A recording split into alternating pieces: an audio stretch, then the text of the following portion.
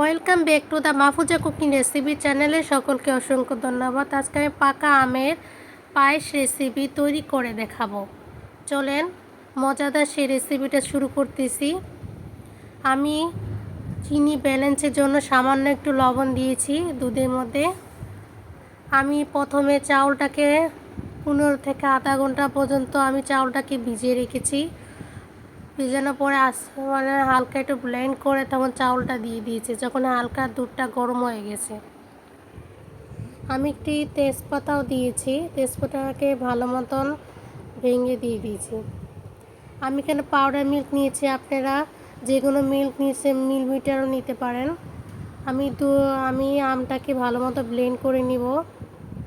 আমটা ব্লেন্ড হয়ে গেছে। আমি এখানে 1 কাপ দুধ হিসেবে নিয়েছি। 1 কাপ দুধে আপনার 4 কাপ পানি লাগবে। আমি 1 লিটার দুধ দিয়ে রান্না করতেছি পায়েসটা।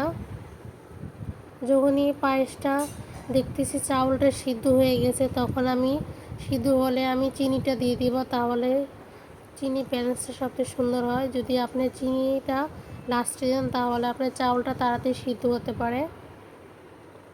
আমি একবার ট্রাই করে দেখেছি যে প্রথমে যদি একসাথে দিয়ে দিই চিনিটা তাহলে সিদ্ধ হতে একটু সময় লাগে, পরে দিলে তাহলে ব্যালেন্সটাও ঠিক থাকে। তারপর চিনি ব্যালেন্স ঠিক থাকার সাথে সাথে চাউলটা তাড়াতাড়ি সিদ্ধ হয়ে যায়।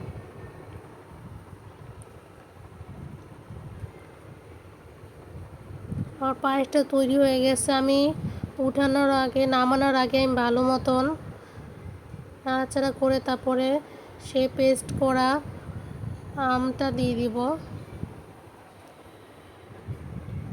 এটা উঠানোর আগে দিবেন, আরও আগে দিবেন না, যাতে আমটা বেশি না হয়ে যায়।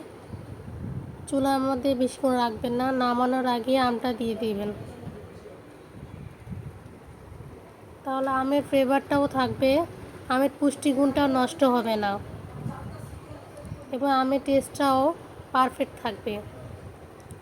আমার মনে হয় চিনিটা একটু কম হয়েছে, তার জন্য আমি হালকা একটু চিনি দিয়েছি। বেশিক্ষণ নাড়াচাড়া করবে না, নাড়াচাড়া করে নামিয়ে ফেলবেন, আবার হালকা হয়ে যাবে, পায়েসটা ঘন হবে না, পানি ছেড়ে দিবে। আমি চুলাটা বন্ধ করে দিয়েছি। এখন নাড়াচাড়া করে ঠান্ডা করে উপরে আমি গার্নিশ করে দিচ্ছি, অল্প একটু ক্রিম দিয়ে সুন্দর মতো সাজিয়ে দিচ্ছি। ক্রিমটা উপরে দিলে আরও সুন্দর লাগবে, আবার খেতেও মজা লাগবে।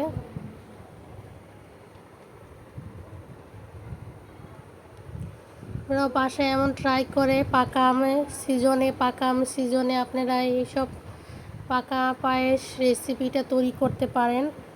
বাসায় সবাই এটা খেতে খুব পছন্দ লাগবে। এটা ইয়ামি একটা রেসিপি। সবাইকে ধন্যবাদ আমার রেসিপি দেখার জন্য। আল্লাহ।